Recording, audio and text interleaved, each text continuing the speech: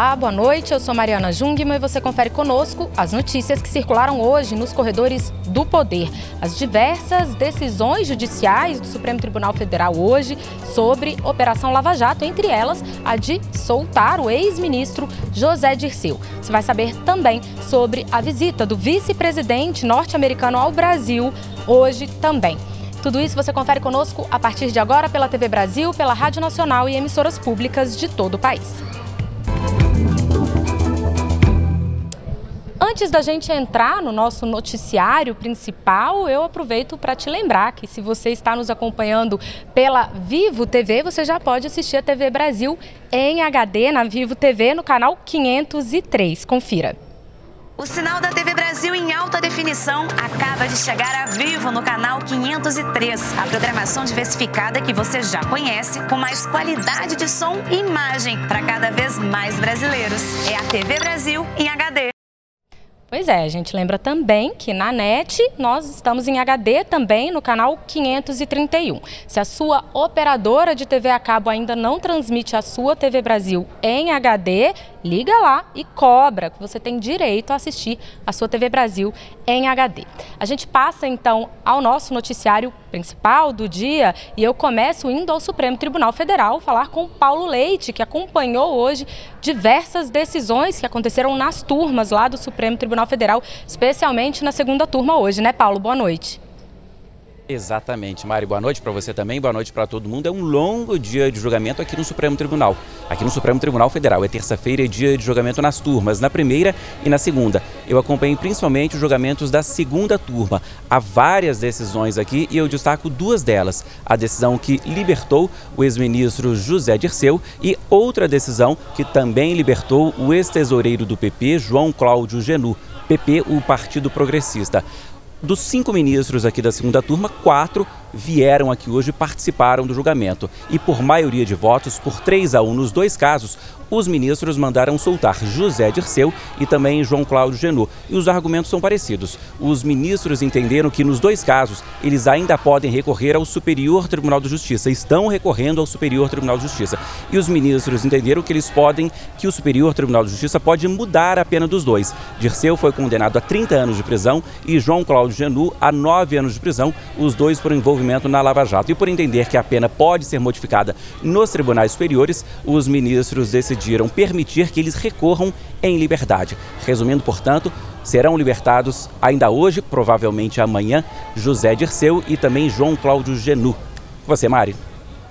Obrigada, Paulo Leite. Olha, outra decisão também da segunda turma do Supremo Tribunal Federal foi de anular uma operação que fez buscas no apartamento funcional da senadora Gleisi Hoffmann. Por 3-1, os ministros da segunda turma entenderam que essa decisão não poderia ter sido tomada, né? A decisão que autorizou essa operação não poderia ter sido tomada por um juiz de primeira instância, apenas pelo Supremo Tribunal Federal, por a senadora ter aí foro privilegiado. E com isso, todas as provas que foram coletadas no apartamento da senadora no âmbito dessa operação, que foi uma operação derivada da Operação Lava Jato, todas elas vão ser anuladas.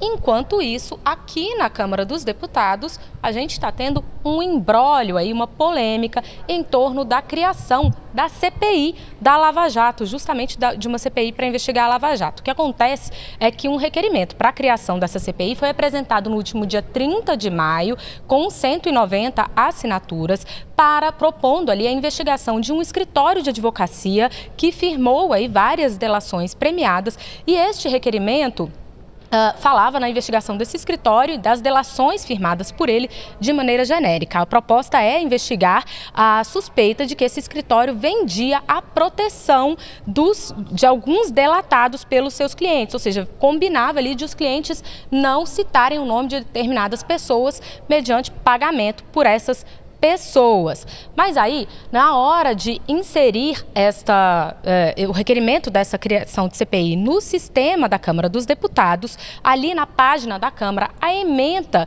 que se refere a essa CPI diz que ela vai investigar delações no âmbito da Operação Lava Jato, o que não consta no requerimento ali, diretamente no requerimento original. E aí, deputados que assinaram o requerimento de criação da CPI ficaram se sentindo ali enganados, ficaram bastante aborrecidos, tentaram retirar as assinaturas, mas isso já não era mais possível, porque o requerimento já tinha sido apresentado. Então, eles apresentaram questão de ordem aqui na Câmara dos Deputados e chegaram, inclusive, a entrar com mandato de segurança no Supremo Tribunal Federal sobre isso. Esse mandato de segurança, inclusive, que vai ser analisado pelo ministro Gilmar Mendes. A Secretaria-Geral da Mesa da Câmara avalia aí que realmente há uma discrepância entre a ementa que está no site da Câmara e a que consta no documento, mas diz que o erro não é da Secretaria-Geral da Mesa da Câmara e sim de quem fez a inserção. A responsabilidade pela inserção no sistema é justamente dos deputados que coletaram as assinaturas. O primeiro deputado, que assina esse requerimento é o deputado Paulo Pimenta, do PT. Eu conversei com ele disse que não há motivo aí para essa discordância toda, que o que vale é o que está no documento original, que fala em investigar esse escritório pelas delações que foram firmadas por ele de maneira genérica. No fim das contas, nos bastidores aqui da Câmara, os deputados que queriam retirar a assinatura apostam mesmo que a CPI nem deve sair do papel, porque ela é a 12ª na fila de criação de CPIs aqui da Câmara dos Deputados. Não haveria mais tempo para que ela fosse criada ainda esse ano, um ano eleitoral, e aí ela acabaria arquivada aí na virada da legislatura. A gente, claro, vai continuar acompanhando esse assunto e os bastidores desse assunto aqui para você. Mas eu volto a falar de Supremo Tribunal Federal agora com o Henrique Bolg, lá na redação da TV Brasil. Henrique, boa noite. Você traz para a gente decisão do Supremo Tribunal Federal em relação ao deputado estadual Fernando Capês, né? É isso mesmo, Mari. Boa noite a todos.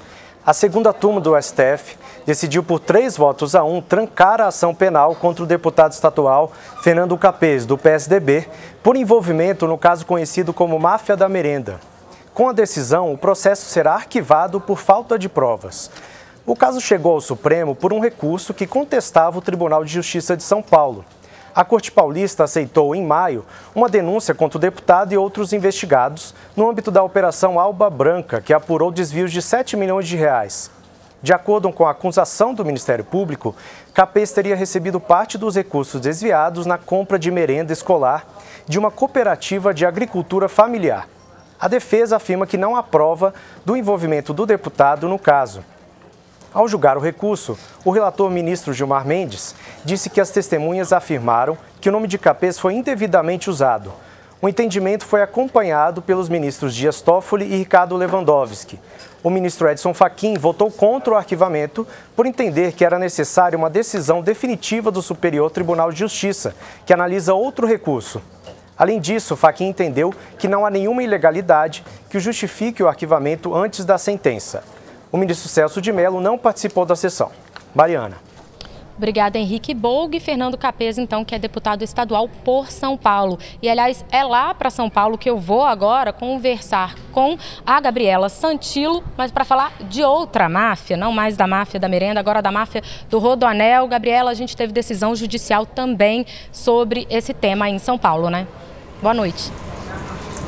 Exatamente, Mariana, boa noite para você, boa noite a todos. A Justiça decidiu prorrogar por mais 5 dias as prisões temporárias de Laurence Casagrande Lourenço, ex-presidente da Dersa, que é uma empresa do governo de São Paulo, responsável por construir rodovias, e de outros 6 investigados. Todos são suspeitos de desviar 600 milhões de reais da construção do trecho norte do Rodoanel em São Paulo.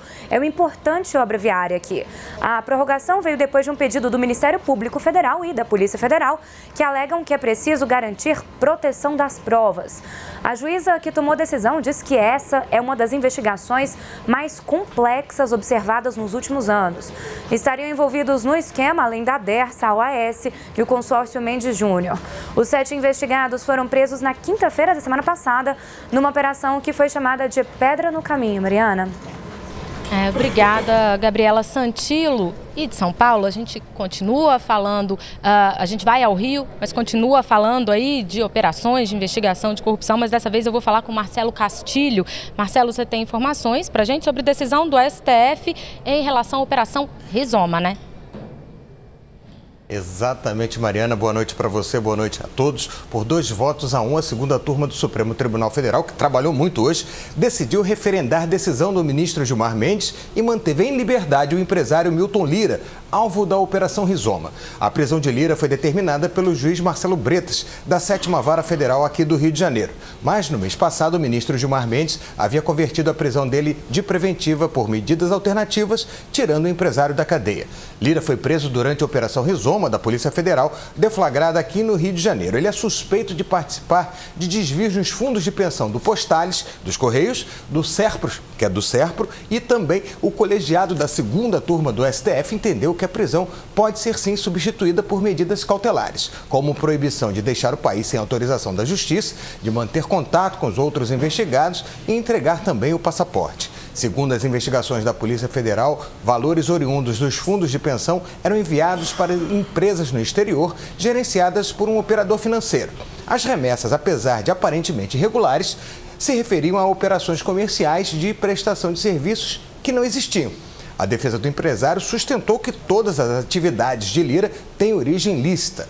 Ainda segundo a PF, depois de receber os recursos desviados, o operador financeiro pulverizava o dinheiro em contas de doleiros também no exterior. E eles disponibilizavam os valores em espécie aqui no Brasil para suposto pagamento de propina. Mariana.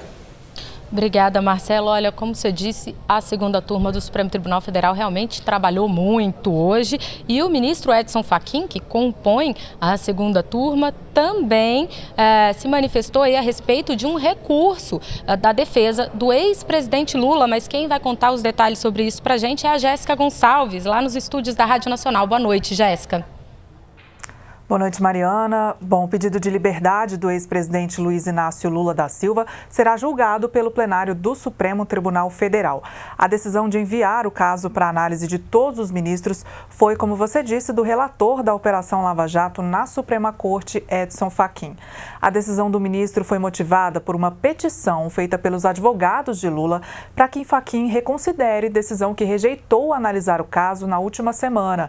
Na ocasião, Fachin rejeitou o pedido depois que a vice-presidente do Tribunal Regional Federal da 4ª Região em Porto Alegre, Maria de Fátima Freitas Laberrer, negou a possibilidade da defesa recorrer à Suprema Corte contra a condenação de 12 anos e 1 mês de prisão. A defesa também pretendia que a questão fosse julgada ainda hoje pela segunda turma do tribunal, mas com a decisão do relator de enviar o caso para o plenário, o julgamento deve acontecer apenas em agosto, após o recesso de julho na Corte. Mari. Jéssica, eu continuo falando com você aí, mas sobre outra decisão polêmica que não tem a ver com Lava Jato dessa vez. É uma decisão do Conselho Nacional de Justiça que trata de casais que vivem em situação poliafetiva, né? Fala sobre isso pra gente. Pois bem, Mário, o plenário do CNJ, o Conselho Nacional de Justiça, proibiu hoje que cartórios em todo o país registrem escrituras públicas de união estável para relações poliafetivas, que são aquelas relações amorosas com mais de 2 pessoas. A discussão chegou ao CNJ por meio de um pedido de providência feito pela Associação de Direito de Família e das Sucessões à Corregedoria Nacional de Justiça. A associação pediu a inconstitucionalidade de escrituras firmadas em 2 cartórios paulistas que reconheciam a união estável de relações poliafetivas. O tema foi discutido aí durante 3 sessões no CNJ, com diferentes votos e sugestões, até se chegar a um resultado. No julgamento, que teve 8 votos a 6, prevaleceu o entendimento do relator do caso, conselheiro João Otávio de Noronha. Para ele, o sistema legal brasileiro, incluindo a Constituição, não permite a união estável entre mais de 2 pessoas e, por isso, os cartórios não podem lavrar escritura que declare esse tipo de relação. Mariana. Esse tipo de decisão envolvendo família sempre é muito delicado e sempre traz polêmica, né, Jéssica? Obrigada pela sua participação e olha, no próximo bloco a gente vai falar para você sobre a visita do vice-presidente americano ao Brasil. Daqui a pouquinho a gente já volta. Olá, eu sou Mariana Jungmann e nós estamos de volta com as notícias que circularam hoje nos corredores do poder.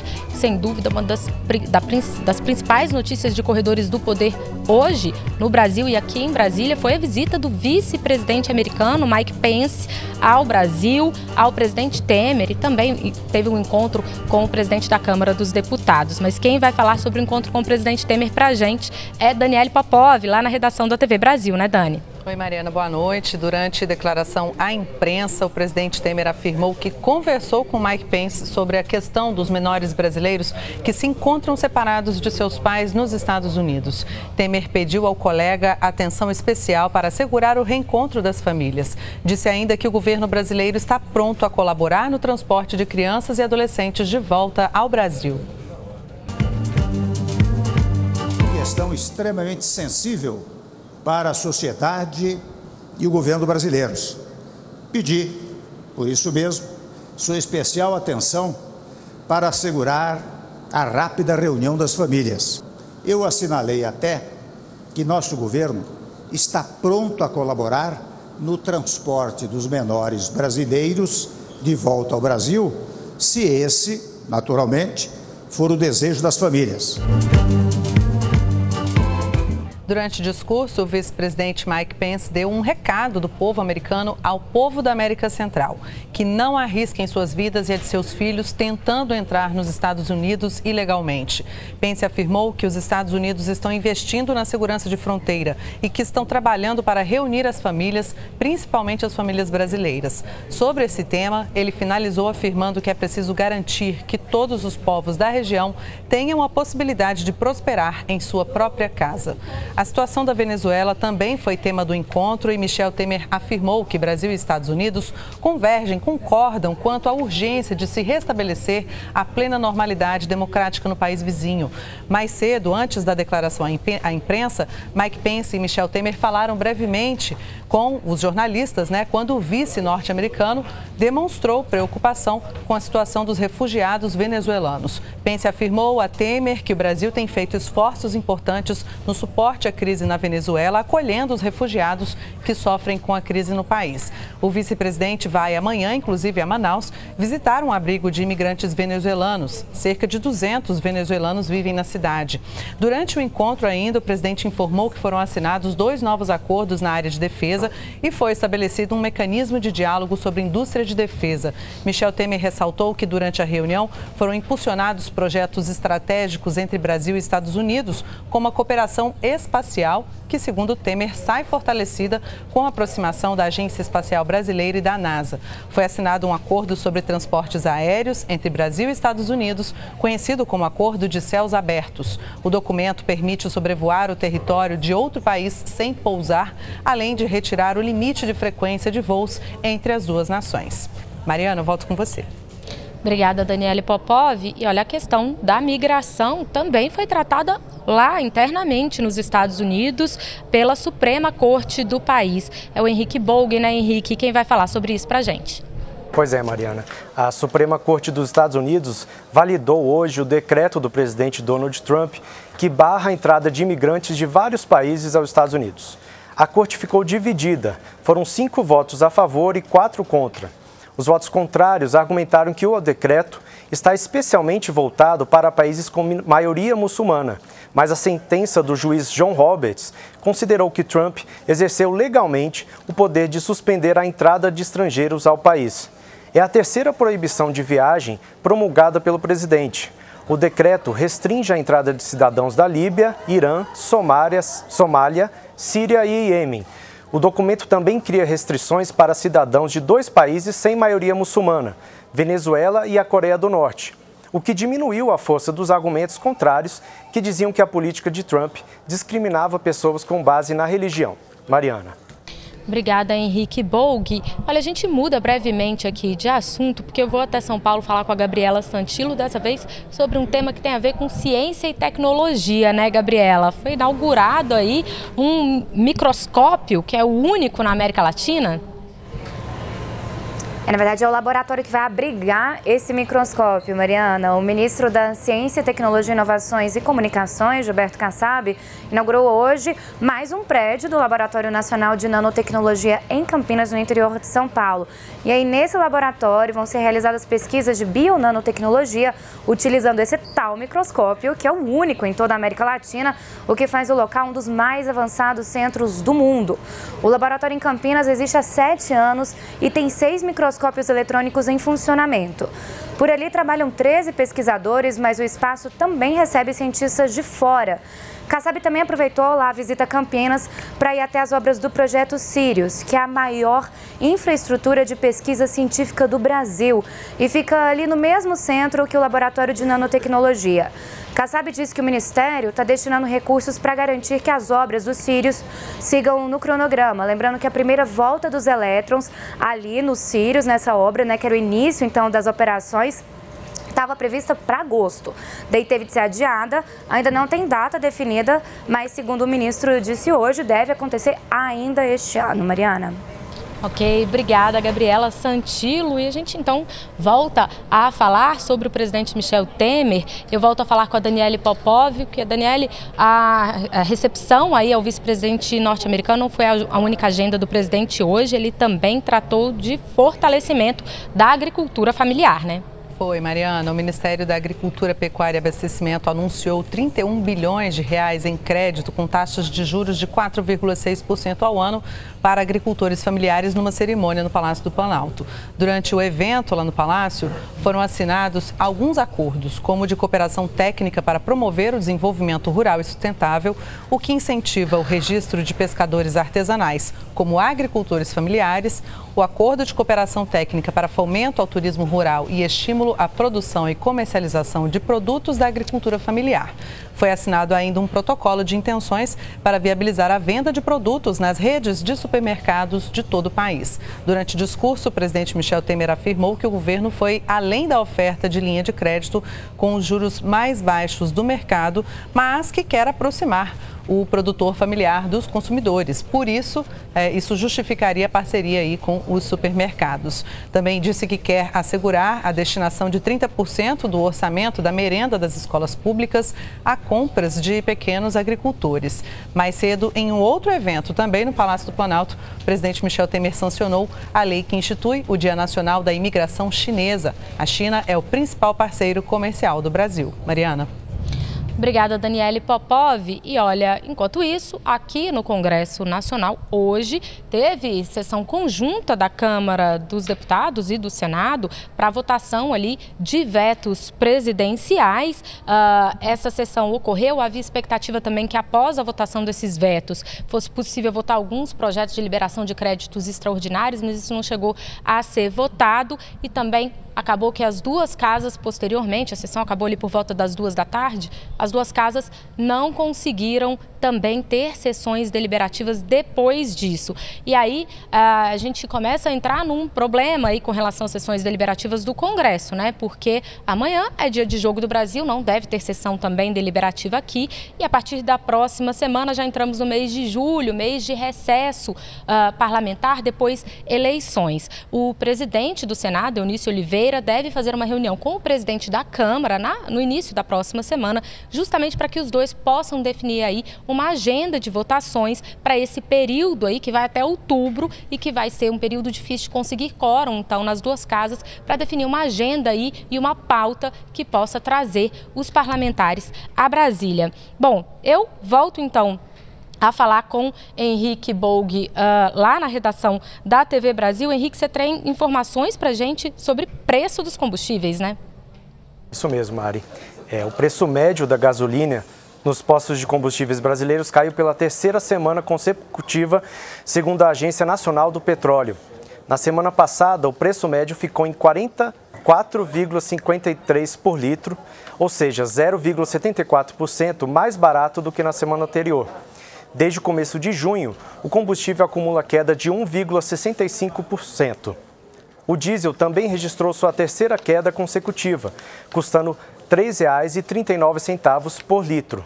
Em 3 semanas, a redução de preço foi de 43 centavos, menos que os 46 centavos prometidos pelo governo aos caminhoneiros para encerrar a greve do final do mês passado.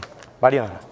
Obrigada, Henrique Bolg. A gente vai então ao Rio de Janeiro para uma última notícia sobre segurança lá com o Marcelo Castilho, né, Marcelo? Mari, uma decisão que está dando o que falar. A decisão do juiz Rafael Estrela Nóbrega, da Vara de Execuções Penais, permite que pelo menos 35 criminosos que cumpriam penas em presídios federais voltem para penitenciárias aqui do estado. Desde fevereiro de 2017, traficantes e milicianos aguardavam essa decisão da justiça. Entre os presos estão chefes de facções. Alguns dos apenados já estavam fora do Rio há 10 e 12 anos. Para que se entenda, a permanência fora do estado tem que ser justificada a cada período de 1 ano pela Secretaria de Segurança e pelo Ministério Público. O pedido foi feito, mas não foi atendido pelo juiz da Vara de Execuções Penais. A alegação é que esses detentos foram afastados do Rio porque tem uma influência sobre suas quadrilhas, que se torna mais difícil nos presídios federais pela distância e pelo isolamento. O retorno de alguns desses criminosos é motivo de discordância entre a Justiça e órgãos como o MP e a Secretaria de Segurança. Em nota, o Tribunal de Justiça do Rio informou que as Secretarias de Segurança e de Administração Penitenciária, além do MP, não apresentaram novos fatos para manter os criminosos longe do Estado e se limitaram a juntar processos e informações antigas e que não colou segundo o juiz. Entre os presos está Aldair da Mangueira, que é chefe da principal facção criminosa aqui no Rio de Janeiro. Ele tem 43 anos e foi condenado a 60 anos de prisão. E só um detalhe, tem 23 advogados trabalhando para ele. Mari. Obrigada, Marcelo Castilho. A gente te lembra que essa e as outras informações todas do dia você confere em agenciabrasil.ebc.com.br, onde você confere, por exemplo, também que o ministro Gilmar Mendes pede vista de denúncia contra o senador Ciro Nogueira e que o Conselho Monetário Nacional fixou a meta de inflação para 2021 em 3,75%. Com isso, a gente encerra o nosso noticiário de hoje e te espera aqui amanhã. Até lá!